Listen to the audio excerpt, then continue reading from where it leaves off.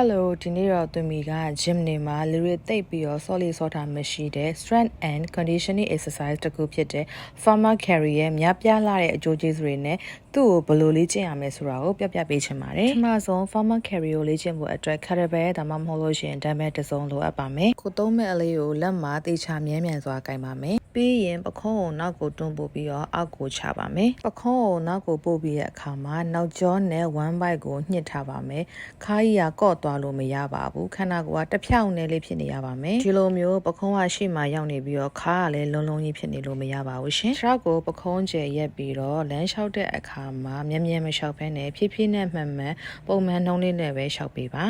hand grip တွေမမြဲတော့ဘူး posture တွေပြတ်လာပြီဆိုလို့ရှိရင်လေ့ကျင့်တာကိုရပ်လိုက်လို့ရပါတယ် farmer carry ကိုလေ့ကျင့်တဲ့အခါမှာ posture ကိုလုံးဝဖြောင်းနေအောင်လေ့ကျင့်ရတာဖြစ်တဲ့အတွက်ကြောင့်မလို့ကြောရွကုန်းနေတဲ့လူလေးကခန္ဓာကိုယ်ဖြောင်းနေဖြစ်လာနိုင်ပါတယ်ပြီးရင် hand grip shoulder back muscle နဲ့ core muscle အားတွေလည်းတန်လာမှာဖြစ်ပါတယ်အဲ့ဒါအပြင်အဆုံးနဲ့နှလုံးတွေကိုအားကောင်းလာစေမှာဖြစ်တဲ့အတွက်ကြောင့်မလို့အမောလဲခံနိုင်လာမှာဖြစ်ပါတယ်အဲ့ဒါတွေအပြင် farmer carry exercise က functional exercise တစ်ခုဖြစ်တာမလို့အေးတန်ဘူး luggage အစရှိတာတွေကိုမတဲ့နေရာမှာဘယ်သူ့မှအားကိုးစရာမလိုတော့ပဲကိုယ်တိုင်မနိုင်လာမှာဖြစ်ပါတယ်။အဲဒါကြောင့်အကျိုးကျေးဇူးတွေအများကြီးရရှိနိုင်မယ် farmer carry ကိုလေ့ကျင့်ကြည့်ဖို့တိုက်တွန်းလိုက်ရပါတယ်ရှင်။အဆုံးထိကြည့်ပေးလို့ကျေးဇူးအများကြီးတင်ပါတယ်။နောက်လည်း exercise tips တွေသင်ပေးသွားမှာမလို့သူမရဲ့ channel လေးတွေကိုလည်း follow လုပ်ပေးသွားကြပါအောင်ရှင်။